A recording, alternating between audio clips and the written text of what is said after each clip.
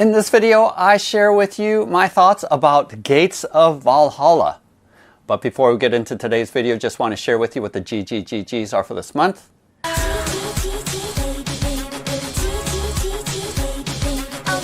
Each month, Bob the Beholder picks some of my Patreon supporters to receive gratitude gifts. And for this month of September of 2023, we have this printed and painted Hellgate from the Hell of Terrain Kickstarter. We also have 2 pledges for a Hell of Terrain Kickstarter that's going on right now. And we have $100 going towards a crowdfunding campaign, which my Patreon supporters will be voting upon. Go ahead and use the link below to go to my Patreon page, as we will be adding more gratitude gifts to the list as the month goes along. So Gates of Valhalla, I think, shipped to all backers, as well as is available now retail. And I was given a copy when I was at Gen Con this past August. If you've seen any of my previous videos, I am a huge Shadows of Brimstone fan, and I was one of the lucky OG backers for the very first Kickstarter that happened back around, I think, 2013. Now, I think because that was Flying Frog's first Kickstarter, they overpromised all of these content, and it was an incredible deal at about $300. I got a massive amount of content. I think that was one of the best deals that you could ever have early on. And I think Flying Frog learned their lesson, because their second Kickstarter, a Asian-themed Shadows of Brimstone called Forbidden Fortress, which also raised over $1 million. They promised a lot less, although there was still a ton of stretch goals there. Now, if you want to check out some of my videos, go ahead and click here. And you can see especially how I manage the system, because Shadows of Brimstone is one of the fiddliest games that I own. And what I mean by fiddly is that it has a ton of bits, chits, cards that you have to manage. And you need a whole system in order to manage all of the moving parts. So make sure you check out that video. As well, if you want to see all the painted miniatures that I've done for both Shadows of Brimstone and Forbidden Fortress, you can check out those videos too. But in some ways, the Gates of Valhalla and its sister adventure, which I can't quite remember what the name of it is, something swamps, but it's the Conquistador themed set. In some ways, it's a little bit of a reset on the whole Shadows of Brimstone franchise. And I actually didn't end up backing this, because I went all in on both the OG Shadows of Brimstone Kickstarter and then also on Forbidden Fortress.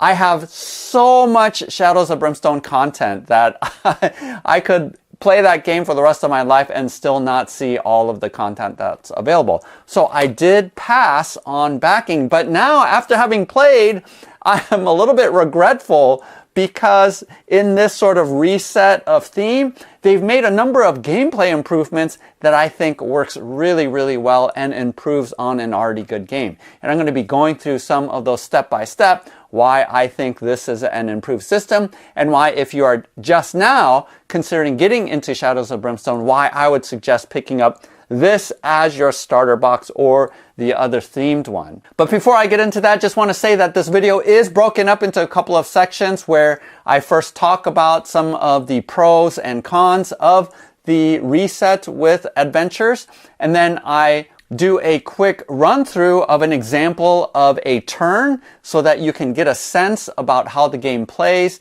If you've never played before, it will just, I'm not going in depth into the rules, but wanted to give you a sense of how the gameplay works. And then finally, I talk a little bit about personal enhancements that I made, either with 3D printed tools like this card holder or this chit holder that I found on Thingiverse, as well as proxying in some miniatures as well, and what I'm planning for the future. So go ahead and use the timestamps below if you want to skip to any of those sections. Otherwise, let's go ahead and talk about some of my thoughts about the adventure series. Now, having this entire complicated system where I can keep track of all of the tiles, and I have an overwhelming number of miniatures that I could use, there's something more simplistic about having a base box like this that's even smaller than the original base boxes of Shadows of Brimstone and Forbidden Fortress, in that it has less tiles and comes at a cheaper entry point at about $80 retail. opposed to the $100 for the base boxes of Shadows of Brimstone that you can get now. The reason why the box is smaller and the price is a little bit cheaper is because you are getting less map tiles. But so far, I'm not necessarily missing the maybe a third more or a half, 50% more map tiles that you're going to get in the previous starter boxes. And my guess is that they created adventures to be sort of a new entry point into what can be an overwhelming system to think about or to know how to get into.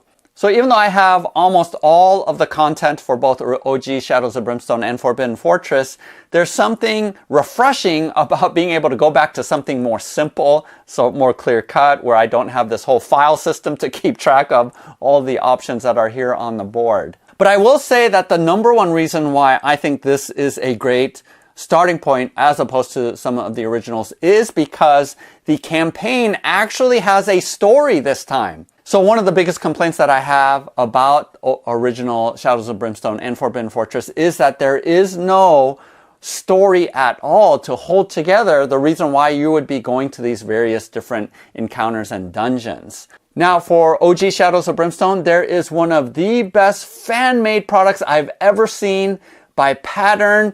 He made something called Hex Crawl, which created a narrative and, more importantly, motivation for why you are going to these different dungeons to close out these gates. And that narrative story actually makes OG Shadows of Brimstone from a good dungeon crawler game to an excellent one. But admittedly, Hex Crawl is a whole nother rule set that you have to learn. It's adding more rules on top of the rules that are already in OG Shadows of Brimstone. Now for a hardcore gamer like myself and my gaming group, that was the perfect addition to make that game admittedly more complex, but added the motivation and the story behind why we were doing the things that we were doing. I'm happy to report that in Gates of Valhalla, and I'm assuming in the other one, that in the adventure book, it tells you a backstory and a storyline. It actually walks you through the 8 or so scenarios that are in the adventure book. It ties them all together and you're going sequentially through those, and it tells you reasons why you're doing that. Now, I personally do like the theme of Vikings, and I do like sort of the thought of returning back to these Northlands that were inhospitable and inhabitable. Recently, there was a thaw, so you are one of the expedition forces that are sent up to the north where you establish a base camp, but there's just, crazy things going on. The gates are producing these weird creatures that are coming through, as well as you trying to collect Darkstone. So I really like that there is a narrative this time that Flying Frog included, because I think that was one of the biggest complaints from the original as well as Forbidden Fortress. Now, I will say that the storyline isn't that deep. It isn't a complex storyline where you have any choice in the matter, where your choices actually impact sort of this arcing narrative or tree like you get from games like Oathsworn or from Tenaris Adventures. But I would say it's more akin to Gloomhaven, original Gloomhaven, not Frosthaven, where there is a little bit of story that explains why you're going from adventure to adventure. Now, that little bit obviously isn't as complex or isn't as deep as Hex Crawl, but I think that that is a safer or easier entry point for your average gamer. And so again, I think that was a smart move on Flying Frog's part, even though I personally like more in-depth story and would like to see more branching narrative story arcs. I think for the average person, the amount of narration that's in this set actually is really good. And I enjoy it. I actually like it, and feel like there's a reason why we're progressing from one scenario to another. The second thing that I really like about this that's different from the original is the rage system. And again, I think the Conquistador one has their own version of rage. But the fact that you're picking up rage even when you're getting wounded, that there's a positive from a negative, is really cool. And the ability to use these rage tokens to up your damage makes a lot of sense to me and adds a layer of interesting dynamic and options that you have as a hero. The third reason why I like this over the OG Shadows of Brimstone is the camp phase. Now, there's two things that I really like about the camp phase. One is that it is a persistent camp. In OG, you go to different towns, and each town has different stores that are in it. But in Valhalla, you are sticking with the same camp, and having a persistent camp gets you invested in what's going on there, and you have options to upgrade the different campsites that are available there, the stores, and you are naturally investing into the camp. Now, bad things also happen where you need to repair your camps, different sites if it gets wrecked. You need to unlock different stores that you can find there. But all of that happening during the camp phase reminds me a lot more of Kingdom Death Monster, where you naturally get invested into your campsite. Whereas I feel like in OG Shadows of Brimstone, you really had very little emotional investment other than, hey, this is a place where I can pick up stuff or heal or whatnot, but I have no real emotional investment in building up the town. But in this case, I do have that investment, and it's sort of that trying to figure out, do I spend my money and my resources to get items for myself, or do I spend it to upgrade parts of the camp? So I really like that a lot. I like that it gets me emotionally invested in that camp phase more than what was happening before. And then the final thing, and I thought a lot about this, trying to really figure out if this really is the case, but I feel like this game is harder. Even though I know that it's a new entry level point for more the masses, for some reason, as my friends and I have played, and this totally could be the case, that we have been rolling horribly. Our luck has been so bad with dice rolls that it's resulted in multiple KOs. It's resulted in deaths of heroes, things like that. And then even our campsite has gotten obliterated. A number of spots have gotten wiped out because of really nasty events. And in some ways, I feel like I get a little bit of the same vibe of Kingdom Death Monster again, where just really bad things can happen with a bad die roll. I already have a number of injuries and madnesses. I'm paranoid as the Berserker, and a lot of these negative effects have happened because I've been KO'd a couple of times. Now, I personally like my games to be a little bit more challenging.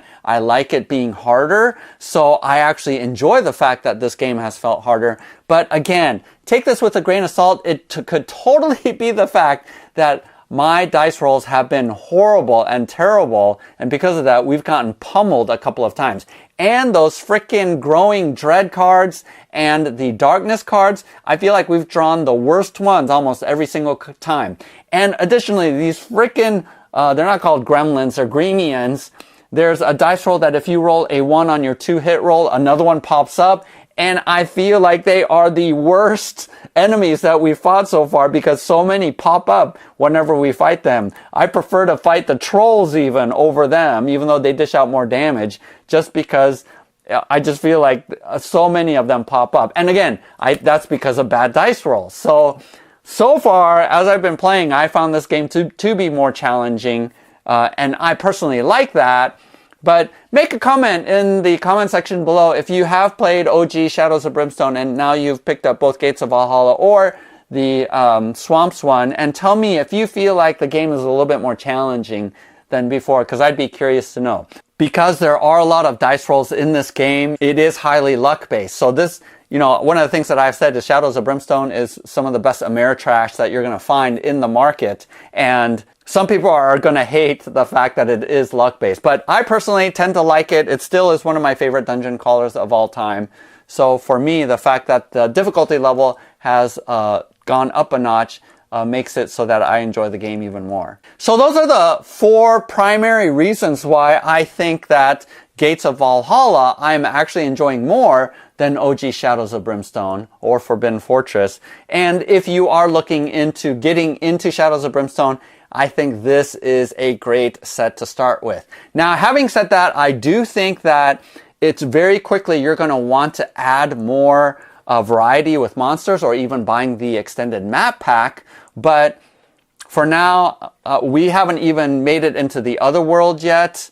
And Flying Frog is going to come out with those retail pretty soon, all those expansions. And that's one of the things about the system that I find to be really, really good, is that you can add or mix and match. You can pick your favorite sort of monsters and add them in. And all of this is still compatible with OG Shadows of Brimstone. So if you, like me, have tons of material from the original Targa Plateau, from City of the Ancients, very easily just throw into the threat decks all of those monster cards that you have, and instantly you have a ton of variety. Or you can go ahead and add all of the new monsters from the Norselands that are consistent with that theme, and you can throw those in too once they come out. Shadows of Brimstone is versatile enough that you make the game what you want it to be. And again, later on I'm going to comment how we have house ruled or made decisions to make the game what we want it to be. So let's go ahead and just do a quick run through of a turn so you get a general sense of how the game plays. So in this example, I am showing you 3 heroes. I am playing the Viking Berserker. We also have the Jarl and then the Raider. And here is my hero card for the Berserker. These are all the abilities for ability checks, usually for encounters or back in the camp. I have a pretty high initiative of 5, so the higher the better, and you go in initiative order. And then here are all of the abilities, which are the same for all of the Vikings. And here is my health. I have 16, although I wrote down on this piece of paper because I leveled up. I actually have 19 health, and some of my other stats are a little bit different. Whenever you level up, you improve these abilities. And my 2 hit, I have to roll a 5+, both in range as well as melee attacks.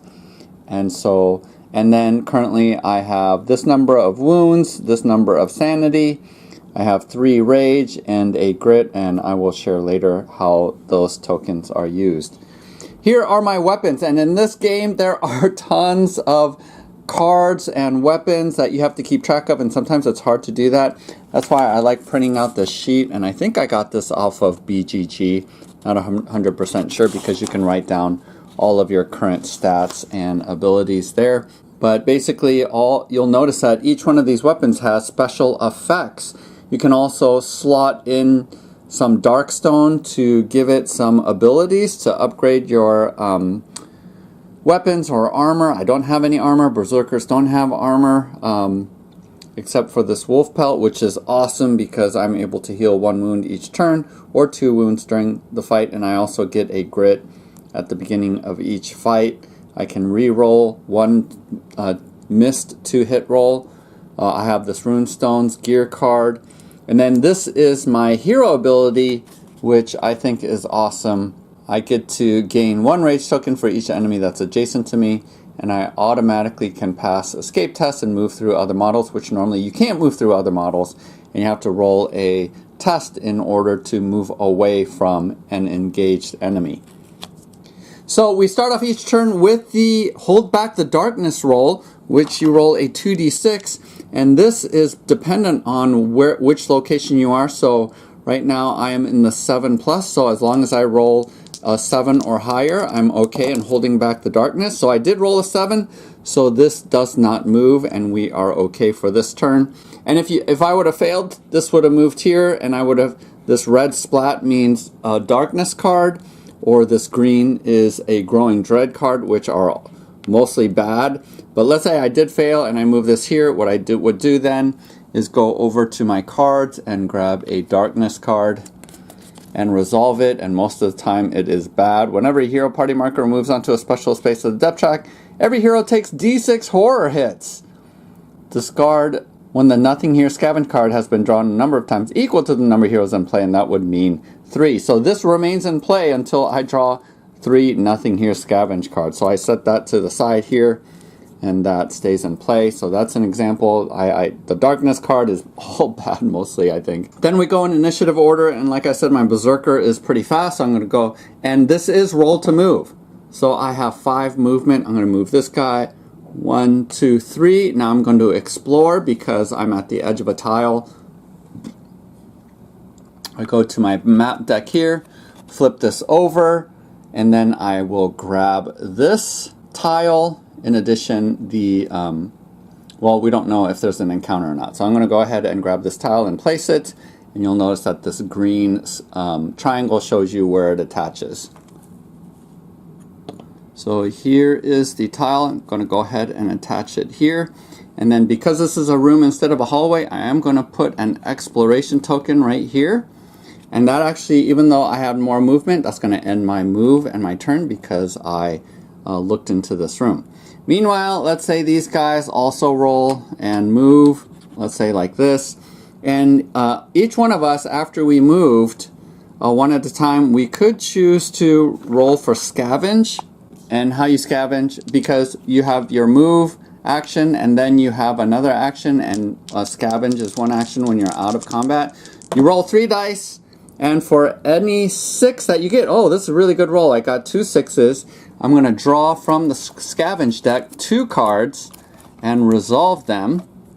And this one pretty much says roll a d8, and that's what I get. So this is a positive. I also get 10 XP. And you can write down XP as well as any gold that you get. And then this one is a nothing here. So this actually will apply. I'll set it aside next to the Roar of the Hell Bear, because after I draw 3 of these, then this will go away. And then I did 3D print this token holder. I will throw a scavenge down onto this tile, because depending on the number of heroes is how many times you can scavenge in each tile space. So in this one you can, because I have 3 heroes, you can scavenge up to 2 times per tile. So another one of my heroes would have scavenged after they were done moving. But let's go ahead and move on to the exploration phase. After we've done all of our actions, we go ahead and we flip this over, and here we have a depth event and then an encounter. So you'll notice here at the top there's one opening here in this room. So what we do is we roll a d6, we get a 5, we look at the original card and we see that the 5 is here on the right hand side. That means there's an opening here, but we have to cap off the 1 through 3. So I'm going to go ahead and stick this cap on here, which means that this is a dead end and the only way out of this room is through there. So after capping that, I will go ahead and do a depth event, which is basically rolling a d6. I got a 4, and I will basically look at the depth event chart, and I'm in the Norselands. 4 is falling ice, jagged hunks of ice break loose. Basically each hero takes 3 hits that do 2 wounds each. Now when you take a hit, and this is true during combat as well, I have a chance of blocking the hit. So I need a 5+. Since I'm receiving 3 hits, I'm going to roll 3 dice, and on a roll of 5+, I'll actually block one of the hits.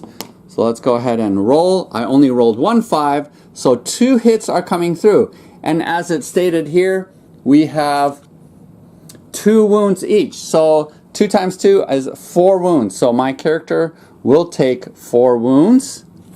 So I'm grabbing 4 wounds, and my Rage ability basically says every time I take 2 wounds, I take a Rage token. So because I took 2 wounds, I'm going to take 2 Rage tokens here and add it over here. I have a max of 8 Rage that I can take. So we did the depth event. Now we want to do the encounter, and actually when I drew this card, you'll see here down at the bottom that there is an advanced encounter. So I actually look through the deck of the encounters and I pull out the Blood and Bones. So here, Blood and Bones, basically I read through this, and then every hero must draw D3 scavenge cards found amongst the bones and blood. And then if more than half the heroes drew nothing here card, there is an ambush attack, basically D3 trolls. And these trolls have +5 health each if it's 5 or 6 heroes, which we don't have. So let's pretend that more than half of us did draw nothing here cards, and we have an ambush attack. So D3 trolls on a D6 is you just divide the total here. Oh, so we're gonna, so 6 divided by 2 is 3, so we're gonna fight 3 trolls. And we're gonna go ahead, and the way that you place trolls or enemies is furthest away from the heroes, but staggered every other space. So that's what they're gonna look like here. Oh, I'm sorry. That placement is if it was a normal placement, but it actually says an ambush attack. So when there's an ambush, these guys are right next to you. So they are distributed so that each one has at least one next to them, and then starts the combat phase. But before we do that, once placement has happened, we do actually start a whole new round, and we have to hold back the darkness again. So I'm rolling 2d6. I want 7s. I got a 7, so this doesn't move at all. But I did open up a new space, so this will actually move here. And as we progress along in the cave, basically now I have to roll an 8+ to pass each of the hold back the darkness tests. So it gets progressively harder. If this marker ever gets to the entrance, then you actually fail the mission. So you want to get everything accomplished, the main goal of the mission, before this marker makes it all the way over here. The way that combat works is that, again, we go in initiative order. We take a look at the enemy card, and we see that their initiative is 4. My Berserker is 5, so he's actually going to go first. Whenever there's ties, the enemies will go first. You'll notice that these are large, and these are the various abilities that they have. And this is their 2-hit values. They need to roll 5+ for a range, 4+ for melee, and then for each, they roll 3 dice, that's the combat value. They roll 3 dice, and each successful hit will do 3 damage.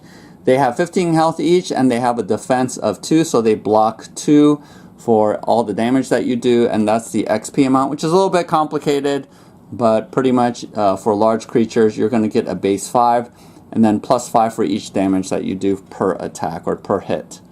And these are the elite abilities. Sometimes you will roll for an elite a random elite ability that they'll have that increases their XP up to 10 for each, or 5 more for each elite ability that they have. Also, I forgot to mention, when we move this marker over here onto this blood splat, normally when the hero marker moves onto these spaces, nothing really happens. But remember, we drew this darkness card that says that whenever a hero party marker moves onto a special space, every hero takes D6 horror hits. So I'm going to go ahead and roll, and I am taking 3 horror hits. I do have a sanity of 3+, so for those 3 horror hits, I'm going to roll 3 dice, trying to get a 3+, and I only succeeded once with this 1/6, so I'm taking 2 horror hits. So I grab 2 more sanity, and that's what goes on here. Now, if I ever reach 8 sanity or 19 health, I am KO'd. My character is KO'd. Also, one thing I forgot to do is my character ability is at the start of each turn heal 1 wound. So I would have healed 1 wound during my last turn, but we weren't in a fight. But from here on out, I'm going to heal 2 wounds per turn because we're in a fight. Yeah, sometimes it's really hard to keep track of all of the abilities. That's why I find it difficult to play. You can play true solo, where only playing 1 hero.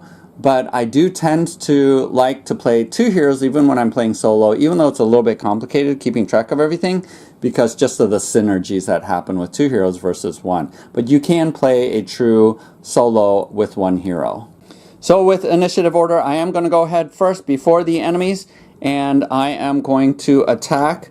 Now normally I have 2 combats, so I'm rolling, that means I roll 2 dice for my melee attack with my axes. But as you see here, I get a +1 for each axe that I'm holding. So that means I roll 2 more dice. So total, I am rolling 4 dice, and that I need a 5+ to hit. Now I can boost this up if I use my rage tokens, because you can see here, once per turn, you may spend 2 rage to add an extra +1 combat. Let's go ahead and do that. I have enough rage. I'm going to just spend 2 though to add 1 more die, so I'm rolling 5 dice. I need 5s. So let's go ahead and roll, and I only got 1 success. Now let me tell you about grit at this point, because I am going to go ahead and use my grit token to re-roll. So one of the benefits of grit, other than activating some of the abilities that are on your cards, is that you can re-roll any number of dice that you have rolled for a check. So here I'm going to go ahead and grab these 4, because I like the 5. I'm going to re-roll them again using my grit. So that's the good thing about grit, but even here, I rolled only one more success with a 6. 6s are critical hits, so you ignore armor whenever you critical hit. Now, once I have my successes, I am going to go ahead and roll how much damage I do, so I have 2 hits. I'm going to go ahead and roll my crit first because it ignores armor. So I did 2 points of straight damage to the one next to me. Let's go ahead and say I'm attacking him. So let's stick 2 wounds on him for my critical hit, which was low. And then I'm going to roll for my non-critical, which I did 3 damage. But again, you see here that he has 2 defense, so that it takes that 3 down to 1. So this troll takes only 1 more damage. And then because I did 3 points of damage there, I'm going to go ahead and do 5 plus 5 times 3, which is 15. So total, I get 20 XP for that attack. And then, you know, we're going to go ahead and go down. Next will be the trolls because they have higher initiative than the Jarl or than the Raider. And we're just going to go along this line. So he is going to do a ranged attack at the start of his activation, make a free ranged attack at a random hero. So here it says shots, which is 1. So he's only rolling 1 die. His range is 5. And his damage is going to be a d6 ignoring defense. So let's go ahead and roll for me. Oh, he got a critical hit. Well, it ignored defense anyway. So let's see how much damage it does.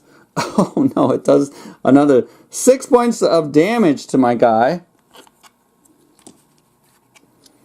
And let's see here, how many wounds do I have? I have 12 damage, but because I took 6, I take 3 more rage tokens, which is really good because rage, I'm able to have a bunch of different abilities with my rage tokens. And actually, during my turn, I forgot I would have added some rage to increase my damage because that's one of the things you can do. Up to 3 rage per hit is how much damage you can add. And then we would go ahead and roll for these other 2 in terms of them throwing rocks at the other characters. Then let's go ahead and do the melee attack. So he is going to roll a 4+, again, rolling 3 combat dice, different from the shots that he threw. So I'm going to roll these 3 dice. And he didn't hit at all. But let's go ahead and pretend that he did roll a 4+ on one of them. And what I would do then is take that one, make a defense roll. I need a 5+. I did get the 5+, so I totally blocked that, so I'm not going to take any damage. But had I failed that defense roll, I would have automatically taken 3 damage. Even though we rolled for damage here for the throw rocks ranged attack, this is a fixed value for the melee attack. So I would have taken 3. And then also with that 3, I would take another rage token. Now after combat is done, let's say we managed to kill everybody, then there is a catch your breath scenario where you go ahead and heal. If you had a turn that round of combat, I would heal D3 HP, and in this case rolling a 3 means I would heal 2. Any combination of sanity or with wounds. Any KO'd characters would come back alive, or you can use a revive token to completely come back healed. And then I would grab a loot card, and in this case, I would roll a P dice. And what the P dice is a special die that has 3, 4, 5, and 6. So it's a higher number than a regular D6. In this case, I rolled a 3. 3 times 5 is I would get 150 gold along with 20 XP. So that's a quick run through so that you can get a general idea of how a turn works within Shadows of Brimstone and Gates of Valhalla. There is a whole section regarding the camp phase, which I won't go through as much, but you're upgrading your camps, you are healing, you're getting new weapons, you're forging the Darkstone, and there's a bunch of events that happen as well, random events that happen as well, that make the camp phase really distinct from the sort of dungeon crawling phase that you see here. So obviously I neglected to mention a ton of the rules, and I didn't even walk you through a camp phase, so there is a lot more. And it takes a number of plays to get all of the rules down, but at the end of the day, the gameplay is pretty quick, it's pretty fast, and I think really fun. Now I'm going to share with you right now the sort of small enhancements that I've made, not only to Gates of Valhalla, but to Shadows of Brimstone overall, that makes it a little bit easier for us. And what you see here is a bunch of 3D printed aids to hold tokens, to hold chits. Obviously what you see here, I designed this card holder. And again, I needed to do this because my current art box that holds my thousands of cards from OG is just so packed that I can't fit these in.